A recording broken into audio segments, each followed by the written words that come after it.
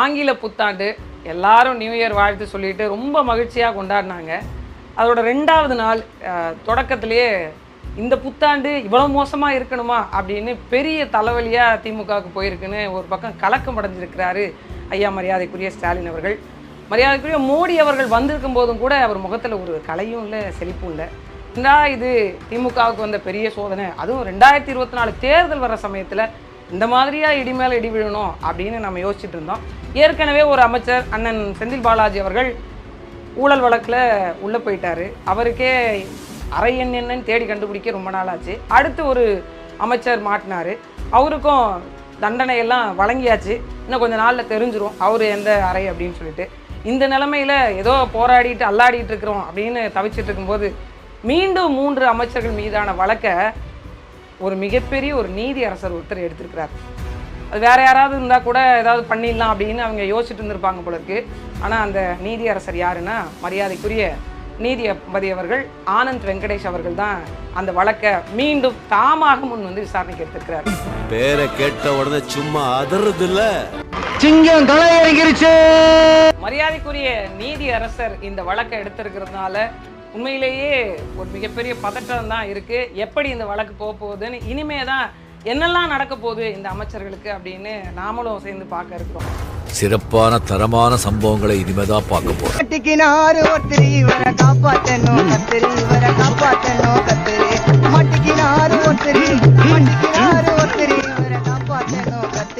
உலகமெல்லாம் பரவி வாழக்கூடிய அனைத்து தமிழ் நெஞ்சங்களுக்கும் அன்பு வணக்கம். திமுகவினுடைய அமைச்சர்களுடைய ஊழல் பட்டியல் நீண்டுகிட்டே ஒரு பக்கம் போயிட்டு இருந்தது.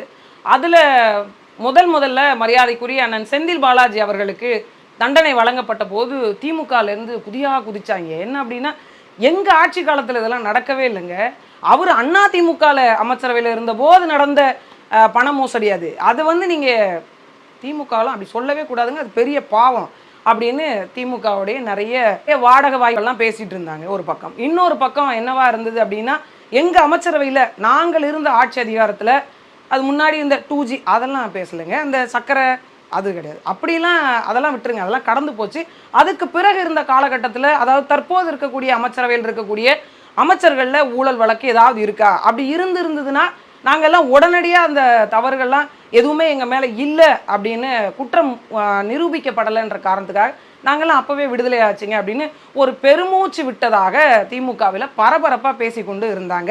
நிறைய வாடகை வாய்கள் இதற்காகவே வைத்து விளம்பரங்களும் செய்யப்பட்டுச்சு. சரி, ஒரு பக்கம் இது இருக்க, என்னப்பா இருக்கக்கூடிய இந்த துறைகளில் 11க்கும் மேற்பட்ட அமைச்சர்கள் மீது ஊழல் வழக்கு இருக்கா அப்படின்னு ஒரு பெரிய கேள்வியும் இருந்தது.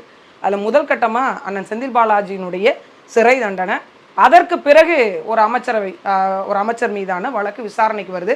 அது எப்போவுமே உங்களுக்கு தெரியும், லஞ்ச ஊழல் ஒழிப்புத்துறை ஒரு வழக்கை போடும். அதற்கு பிறகு அது அந்த மாவட்ட செஷன் கோர்ட்டில், அந்த மாவட்ட நீதிமன்றங்களில் விசாரணைக்கு எடுத்துக்கூடப்படும். பிறகு ஊழல் வழக்கு அப்படிங்கிறதுனால அது ஒரு தனி சிறப்பு நீதிமன்ற அமர்வுக்கு போகும். அந்த அமர்வில் அது முதன்மை அமர்வாக இருந்து அதில் உடனே அவங்க விடுதலையாக்கப்படுவாங்கன்னு தொடர்ந்து 4 அமைச்சர்கள் மீது ஒரே மாதிரியான வழக்குக்கான ஒரு சாராம்சத்தை கொடுத்து ஒரே மாதிரியான விடுதலை. அது இன்னொன்று என்ன அப்படின்னா, அமைச்சருடைய மனைவி, அமைச்சருடைய மனைவின்னு 2 பேர் மீதும் வழக்குன்னு தொடர்ந்து வருமானத்துக்கு அதிகமாக சொத்து சேர்த்த வழக்கில் 3 அமைச்சர்கள் அடுத்த கட்டமாக வந்து கொண்டே இருந்தது. இது என்னவா இருந்தது அப்படின்னா, ஸ்ரீவில்லிபுத்தூரில் இருக்கக்கூடிய நீதிமன்றம் மரியாதைக்குரிய தங்கம் தென்னரசு அவர்களுக்கும் மரியாதைக்குரிய KKSSR ராமச்சந்திரன் அவர்களுக்கும் ஒரே மாதிரியான விடுதலை, இவங்களுக்கு இந்த மாதிரி அவங்களுடைய குற்றம் நிரூபிக்கப்படலை அப்படின்னு ஒரே மாதிரியான ஒரு விடயம். இன்னொரு பக்கம் விழுப்புரம் மாவட்டத்தில் இருக்கக்கூடிய அதே மாதிரி அமர்வு நீதிமன்றம் மரியாதைக்குரிய பொன்முடி அவர்களையும் இவர் மீதும் அவரது மனைவி மீதும் எந்த விதமான குற்றமும் நிரூபிக்கப்படலை அப்படின்னு ஒரே மாதிரியான விடுதலை. 2 பேரும் பேப்பர் அப்படியே ஜெராக்ஸ் அடித்து கொடுத்துருப்பாங்களோ என்னவோ தெரில, அந்த மாதிரியான ஒரு விடுதலை வந்தது. இதை மீண்டும் என்ன பண்ணுறாங்க, சென்னை உயர்நீதிமன்றம் தானா முன் வழக்கு எடுக்கிறாங்க. அப்போ என்னன்னா, ஒரு 6 மாத காலம் அல்லது 3 மாத கால இடைவெளியில் நீதி அரசர்கள் சென்னை உயர்நீதிமன்றத்திலிருந்து மதுரைக்கும், மதுரையிலிருந்து சென்னைக்குமான மாறுதல்கள் நடைபெறுகின்ற காலகட்டத்தில் இந்த வழக்கும் சென்னை உயர்நீதிமன்றத்துக்கான விசாரணைக்கு வருது. அந்த விசாரணையை தானாக முன்வந்து நடத்தியவர் மரியாதைக்குரிய நீதி அரசர் ஆனந்த் வெங்கடேஷ் அவர்கள். அங்கொன்றும் இங்கொன்றுமாக நியாயம் எங்கேயாவது நிலை பெற்றிருக்கு அப்படின்னா இது போன்ற நீதி அரசர்களும் அதை வாதாடி கொடுக்கக்கூடிய வழக்கறிஞர்களும் காரணமாக அமைகிறாங்க. அப்போ தான் மக்கள் பணத்தை யாரெல்லாம் கொள்ளையடிக்கிறாங்களோ, தேவைக்கு அதிகமான சொத்துக்களை சேர்த்து வைக்கிறாங்களோ, அவங்களுடைய வருமானத்திற்கு அதிகமான சொத்துக்களை சேர்த்து வைக்கின்றாங்களோ, அவங்களுடைய 20 தலைமுறைக்கு தேவையான சொத்துக்களை வந்து சேர்த்து வச்சு அடிப்படை மக்களை, ஆதாரமாக இருக்கக்கூடிய குடிமக்களை இன்னும் ஏழைகளாக மாற்றி கொண்டிருக்கிறாங்களோ, அவங்களுக்கான தண்டனையை எப்படியாவது நாங்கள் வழங்கிடுவோன்னு உண்மையும் நேர்மையுமாக அங்கொன்றும் இங்கொன்றுமாக சில நீதி அரசர்கள் இருக்கிறதுனால தான் கொஞ்சமாவது குறைந்தபட்ச நியாயமாவது தமிழ்நாட்டு போன்ற மாநிலங்களில் கிடைக்கப்பெறுது அப்படின்னு நாம் நம்பும் விதத்தில் இருக்கக்கூடிய ஒரு மனிதர் இந்த நீதியரசர். அவர் தானாக முன் வந்து வழக்கு எடுத்திருக்கிறார். அதுவும் இந்த புத்தாண்டு தொடங்கப்பட்ட இந்த 2024 காலகட்டத்தில் யாருக்கு எப்படி இருக்கோ தெரில, நிறைய சொல்லுவாங்க சனிப்பெயர்ச்சி குரு பெயர்ச்சின்னு, மொத்தமும் இறங்கிடுச்சுன்னு நினைக்கிறேன் திமுக மேலே. அடுத்த கட்டமாக 3 அமைச்சர்கள் மீதான வழக்கை மரியாதைக்குரிய நீதியரசர் விசாரணைக்கு எடுத்திருக்கிறார் இன்றைய தினத்திலிருந்து. அதாவது மரியாதைக்குரிய தங்கம் தென்னரசு அவர்கள், மரியாதைக்குரிய திண்டுக்கல் ஐ பெரியசாமி அவர்கள், மரியாதைக்குரிய KKSSR ராமச்சந்திரன் அவர்கள், இவர்கள் 3 மீதான சொத்துக்கு குவிப்பு வழக்க தானாக முன் வந்து தொடர்ச்சியாக இதிலிருந்து விசாரணைக்கு உட்படுத்தி அவர்கள் மீதான தண்டனைகள் குற்றம் நிரூபிக்கப்பட்டால் தண்டனை வழங்கவும் நாம் எப்படி நீதியரசர் காத்து கொண்டிருக்கிறாரோ அதே போன்று அந்த தீர்ப்புக்காக தமிழ்நாட்டு மக்களும் காத்து கொண்டிருக்கிறோம். இது ஒரு பக்கம். இன்னொரு பக்கம் என்ன அப்படின்னா, தூத்துக்குடி மாவட்டத்தில் இருக்கக்கூடிய மரியாதைக்குரிய மீன்வளத்துறை அமைச்சராக இருக்கக்கூடிய அனிதா ராதாகிருஷ்ணன் அவர்கள் மீதான வழக்கு தூத்துக்குடி மாவட்டத்தில் இருக்குது. இது இல்லாமல் மரியாதைக்குரிய ரகுபதி அவர்கள், மரியாதைக்குரிய இன்னும் பெயர் சொல்லணும்னு அடுக்கிக்கிட்டே போகணும், KN நேரு அவர்கள், ஏவா வேலு அவர்கள், இது போன்ற மிக முக்கியத்துவம் வாய்ந்த திமுகவினுடைய அமைச்சர்கள் மட்டுமல்ல, திமுகவினுடைய கழகத்தில் இருக்கக்கூடிய மாபெரும் நிர்வாகிகளான 11 பேர் மீதான 11 பேரும் ஒரு பெரிய ஆளுமைகளாக இருக்கக்கூடியவர்கள் மீதான சொத்து குவிப்பு வழக்கு. மரியாதைக்குரிய ஜெகத் ரட்சகன் MP-யா இருக்கிறவர், அவர் மீதான வழக்கு 40 இடங்களில் சோதனை பண்ணாங்க. மரியாதைக்குரிய ஏவா வேலு அவர்களுடைய சொந்தமான 40 இடங்களில் சோதனை பண்ணாங்க. இதை தொடர்ந்து இவர்கள் செய்திருக்கக்கூடிய ஊழல் பெரிய பூதாகரமாக வெடித்திருக்கு. அதுவும் நீர்வளத்துறை அமைச்சராக இருக்கக்கூடிய மரியாதைக்குரிய துரைமுருகன் அவர்கள் மீதான வழக்கும் கூடிய விரைவில் விசாரணைக்கு வந்தாலும் ஆச்சரியப்படுவதற்கு இல்லை. அவர் மீதும் ஒரு மாபெரும் வந்து மக்கள் பணத்தை சூறையாடின வழக்கு ஒன்று. அப்போ ஒட்டுமொத்தமாக திமுகவினுடைய அமைச்சரவை தான் தமிழ்நாட்டினுடைய மொத்த கஜானாவாக இருந்திருக்கு. அதில் வெளிப்படையாக இந்த 11 பேர்கள் தெரிய வந்திருக்காங்க. இன்னும் தெரியாத அமைச்சர்கள் இருந்து கொண்டு தான் இருக்கிறாங்க.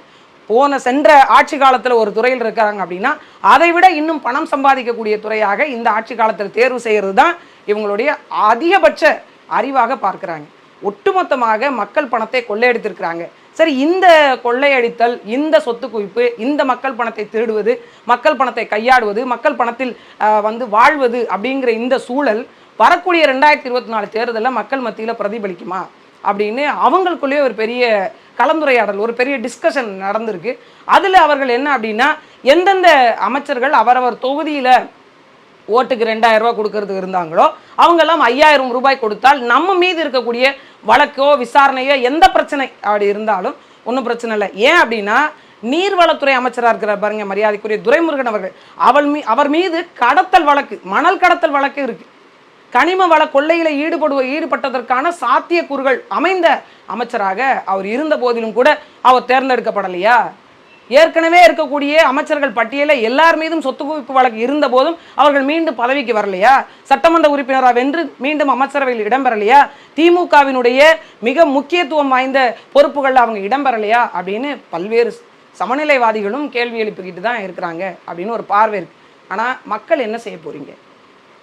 இந்த வெள்ள புயல் காலகட்டத்தில் கூட யார் யார் உங்களுக்கு வந்து உதவுனாங்க, யார் யார்கிட்டெல்லாம் கோடி கோடியாக பணம் கொள்ளையடிக்கப்பட்டதெல்லாம் இருந்திருக்குது என்றதை நம்ம பார்த்துருக்குறோம்.